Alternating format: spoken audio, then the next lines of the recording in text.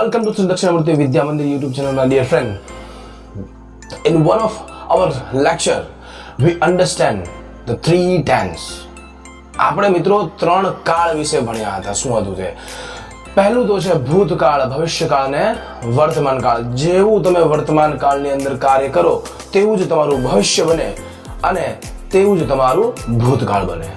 બરોબર, એટલે કે વર્તમાન કાળ એક એવી વસ્તુ છે કે જે તમારું ભવિષ્ય નિર્ધારિત કરશે અને જે તમારું ભૂતકાળ નિર્ધારણ કરશે છે.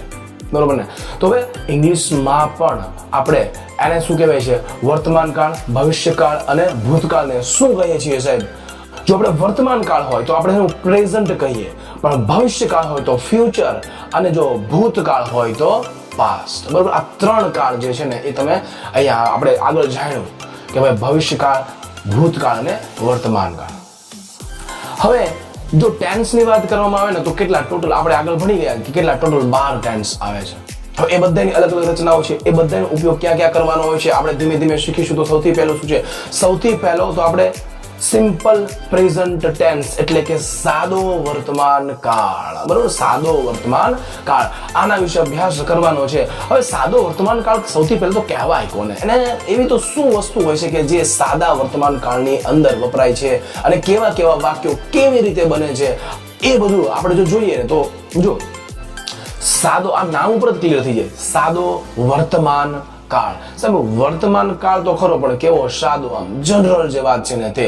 તો હવે એમાં એવા કઈ કઈ ક્રિયાઓ કે કેવા કેવા વાક્યો ઉપયોગ કરવાનો છે આપણે ગુજરાતી અંદર સૌથી પહેલા શીખવાનું છે. તો જો મિત્રો સૌથી પહેલી જો સાદા વર્તમાન કાળની આપણે વાત કરીએ ને તો આપણે કોઈ ક્રિયા દરરોજ કે વારંવાર કરીએ, કોઈ પણ ક્રિયા શું આપણે કરીએ દરરોજ કે વારંવાર કરીએ ને તો ત્યારે આ સાદો વર્તમાન કાળ વપરાય છે. ફોર એક્ઝામ્પલ તમે લઈ લો કે હી ક્લીન ટીથ એવરી ડે, તે તેના દાંત દરરોજ સાફ કરે છે.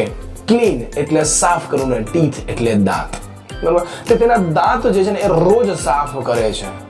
ઠીક છે, તો આ દરરોજ ક્રિયા કરે. એવું કોઈ દિવસ લગભગ ન બને કે તે શું તેના દાંત સાફ ન કરે, બ્રશ ન કરતો એવો માણસ. બરાબર, તો શું આ રોજિંદી ક્રિયાને તમારે દર્શાવવી હોય ને ત્યારે સૌથી પહેલા તેને શું, તમે બોલતા ઓલરેડી ગુજરાતીમાં તો તેનો પ્રયોગ કરો જ છો, પણ હવે શું કરવાનું છે સાહેબ? એ બધાનું આપણે ઇંગ્લિશની અંદર ટ્રાન્સફર કરવાનું છે. ઠીક છે, તો સૌથી પહેલા તમે બધા સવારે ઉઠીને કઈ ક્રિયા કરો છો? તો એમ કહેવાય કે તમે બધા શું દાંત સાફ કરો છો.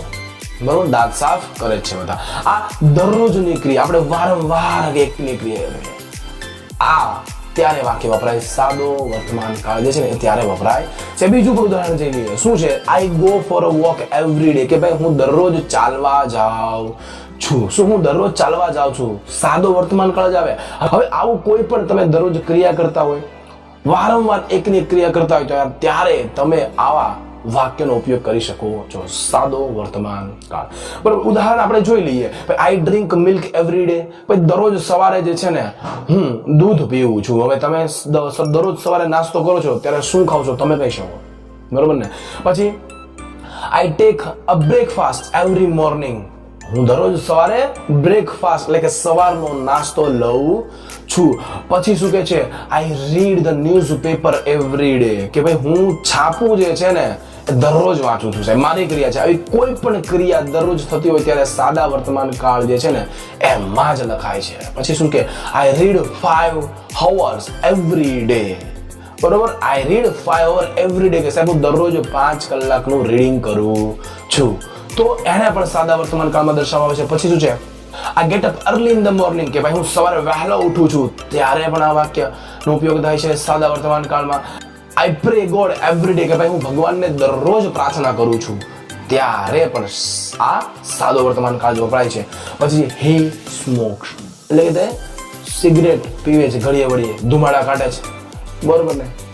આ તમે ઉદાહરણો બધા જોઈ લો કે તમને મગજની અંદર તમને બધાનું ક્લિયર થઈ જશે કે ભાઈ સાદો વર્તમાન કાળ એટલે શું, તેનો ઉપયોગ કઈ જગ્યાએ થાય છે. સૌથી પહેલા તો જો ગુજરાતીમાં સમજવાનું પહેલા, એટલે ઇંગ્લિશની અંદર આપણને વાંધો આવે નહીં. તો શું સૌથી પહેલું કે કોઈ પણ ક્રિયા દરરોજ કે વારંવાર તમારે કરવાની હોય ત્યારે આ સાદો વર્તમાન કાળ વપરાય છે. જો એક્ઝામ્પલ મેં અહીંયા આપી દીધા છે, એને અનુસરીને તમારે બીજા વાક્યો બનાવવાના છે, બરોબર.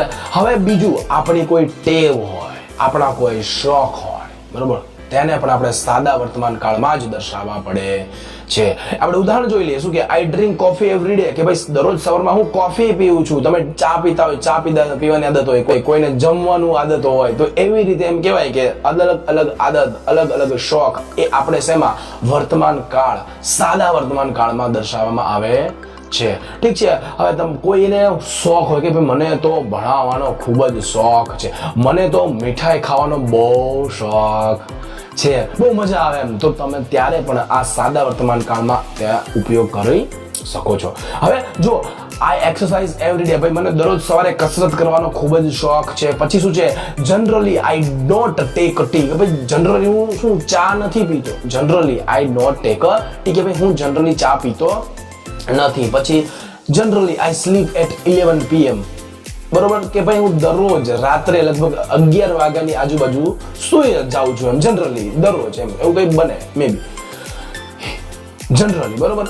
He participate in every dance competition, કે ભાઈ જ્યારે પણ કોમ્પિટિશન થાય ને ડાન્સનું, ત્યારે એ ભાગ લે છે ને લે છે. Next, C drinks coffee in afternoon. હવે તે એમ કહેવાય કે C drinks coffee in the afternoon, કે તે બપોરે શું કોફી પીવે છે. તો સૌથી પહેલા તમે જોયું ને કે ભાઈ દરરોજની ક્રિયા વારંવાર થતી હોય ત્યારે વર્તમાન કાળ વપરાય. પછી તમારી ટેવ કે શોખ તમારે કહેવાનો હોય ત્યારે પણ તમારે શું વપરાય છે, આ સાદો વર્તમાન કાળ વપરાય છે. પછી શું છે, સનાતન સત્ય હોય, ગણિતનો નિયમ હોય, વિજ્ઞાનનો નિયમ હોય, કોઈ પણ એમ કહેવાય કે જે 100% વાત સાચી હોય, તો તે પણ સાદા વર્તમાન કાળની અંદર વપરાય છે, બરોબર છે ને. અમુક વાક્યો છે, સનરાઈઝ ઇન ધ ઈસ્ટ, કે ભાઈ સૂરજ જે છે ને એ ક્યાં ઉગે છે, તો કે પૂર્વમાં ઉગે છે, સનાતન સત્ય છે, કોઈ પણ એને બદલી ન શકે એમ છે. હશે ને રહેશે, સનાતન સત્ય હંમેશા રહેશે. પછી અ કેટ હેઝ અ ટેલ, એક બિલાડી છે એને પૂંછડી છે, એ પણ શું સનાતન સત્ય છે સાહેબ, એટલે તો હું બદલી શકશું કે ન તો તમે બદલી શકશો. પછી fish is an aquatic animal, aquatic એટલે કે પાણીમાં રહેતું જાનવર, બરોબર છે.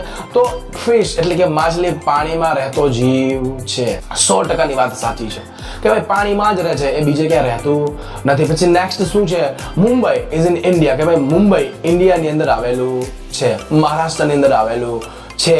પછી our school is in Dhandhuka, અમારી સ્કૂલ સાહેબ ધંધુકાની અંદર આવેલી, સનાતન સત્ય છે સાહેબ, છે, હશે ને રહેશે, હંમેશા સનાતન સત્ય છે, હશે ને રહેશે. એટલે આવા કોઈ પણ વાક્ય જ્યાં સનાતન સત્યનો ઉપયોગ થયો હોય, તો ત્યાં તમારે શું આ સાદા વર્તમાન કાળનો ઉપયોગ કરવાનો હોય છે. નેક્સ્ટ જોઈ લઈએ, Gujarat is in India. Gujarat ક્યાં આવેલું છે સાહેબ, ભારતમાં આવેલું છે. ભારત એ એશિયા ખંડમાં આવેલું છે, એશિયા ખંડ પૃથ્વી પર આવેલો છે.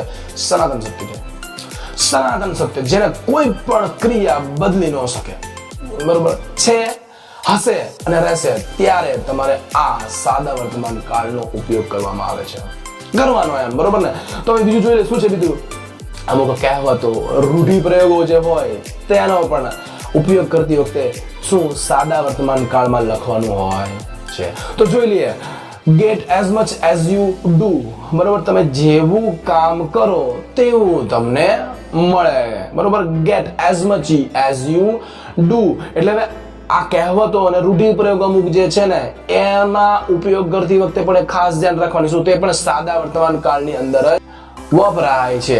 તો હવે જો સૌથી પહેલા તો આ બીજું પણ જોઈ લે કે laugh and the world laugh with you, હસો અને દુનિયાને તમારી સાથે હસાવો, બરોબર, હસો ને દુનિયાને તમારી સાથે હસાવો. તો આ જ બધા શું કે ભાઈ શું છે, કહેવતો છે, રૂઢિપ્રયોગો છે, આ બધાનો ઉપયોગ કરતી વખતે તમારે ધ્યાન રાખવાનું કે ભાઈ શું છે, સાદા વર્તમાન કાળની અંદર વપરાય છે, બરોબર.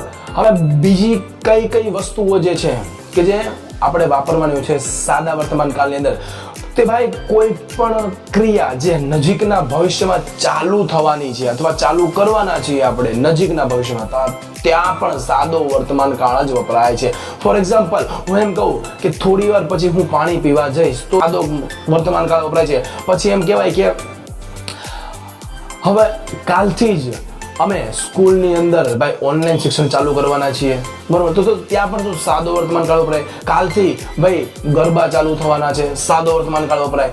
તો એવી રીતે આ બધા જ કોઈ પણ નજીકના ભવિષ્યની અંદર કોઈ પણ ક્રિયા ચાલુ હોય ત્યારે શું સાદા વર્તમાન કાળમાં ઉપયોગ કરવામાં આવે છે, સાદા વર્તમાન કાળમાં લખવામાં આવે છે. ઠીક છે, આ ખાસ યાદ રાખો. પછી નેક્સ્ટ શું છે, જે કોઈ વ્યક્તિનું જે પણ કાર્ય હોય ત્યારે પણ હંમેશા સાદા વર્તમાન કાળ છે એનો ઉપયોગ કરવામાં આવે છે. આપણે જોઈ લઈએ ઉદાહરણ.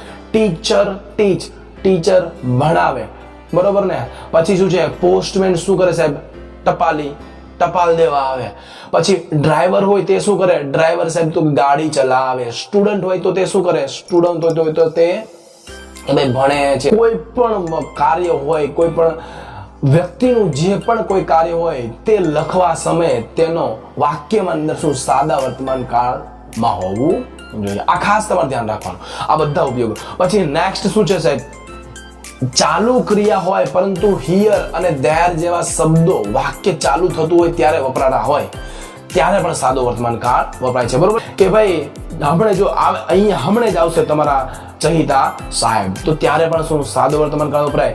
કોઈ મૂવી એની અંદર પણ જો કોઈ ઘટના કે આપણે બીજાને કહેવી હોય, લખવી હોય ત્યારે પણ સાદા વર્તમાન કાળની અંદર જ ઉપયોગ કરવામાં આવે છે. ઠીક છે, તો શું કેવી છે કે ભાઈ આપણે હમણાં જો પીકે જે મૂવી હમણાં આવ્યું હતું તો તેની અંદર શું કહેવાય, જે હીરો હતો, બરોબર, તો કે તે ક્યાં કે ભાઈ બહારના એટલે પૃથ્વીના બહારથી કોઈ બીજા ગ્રહ ઉપરથી અહીંયા આવ્યો તો શું સાદો વર્તમાન કાળ. ત્યાં સાદો વર્તમાન કાળ. કોઈ પણ તમે મૂવી લઈ લો અને તમારે તેનું વર્ણન કરવું હોય, બરોબર, રિયલ લાઈફની અંદર, ત્યારે શું સાદા વર્તમાન કાળમાં જ તેનો ઉપયોગ કરવામાં આવે. તો સૌથી પહેલા તમારે બધાને આ જ જાણવાનું છે કે સાદો વર્તમાન કાળનો ઉપયોગ ક્યાં થાય.